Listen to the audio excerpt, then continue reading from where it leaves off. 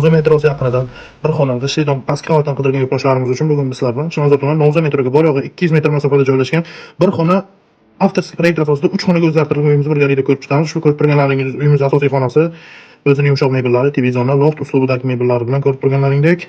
Bu yerda esa oshxonamizni o'rnini bolalar xonasiga o'zgartirib, uyimiz egalari tomonidan oshxonamiz esa balkon qismiga ko'chirgan. Balkonimiz 2 ga 6 bo'lgan balkonning yarmida o'tirib ovqatlanish uchun stol-stullar qoldirib ketilgan, ko'rib turganlaringdek. Qolgan yarmida esa oshxonamiz. Kerakli barcha mebel va texnikalarni yaxshi sifatlisidan qo'yilgan. Ovqat qilganda hidi chiqmasligi uchun surilib ochiladigan oynali eshiklari bilan birgalikda. Uyimiz 4 qavatli binoning birinchi qavatida joylashgan bo'lib, umumiy maydoni 42 metr kvadrat kadastrda. Bu podestdan bilan kirib kelish, gilamli eshik va sanuzelimiz. Uyimiz g'ishtdan bo'lganligi sababli sanuzelimiz birgalikda bo'ladi. Ko'rib turganlaringdek. Bu yerda esa ajoyib uslubda yechim qilib, uyimiz egalari bir xona 3 xonaga o'zgartirilgan. Ko'cha tomonidan alohida kirish qismi, stroyniy shkaflari va albatta bu yerda ota-onalar xonasi.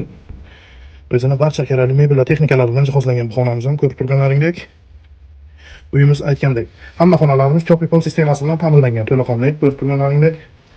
Ushbu uyimizning mo'ljaliga keladigan bo'lsak, Novza metroga bor yo'g'i 200 metr masofada joylashgan Qamish milliy taomlar kafesining orqasida joylashgan ushbu uyimizda videoda ko'rgan barcha mebel va texnikalaring bilan birgalikda egalari 77.560 dollar narxlashmoqda. Agarda kimgadir qiziq bo'lsa, aksiyadagi raqamlarga qo'ng'iroq qilishingiz mumkin.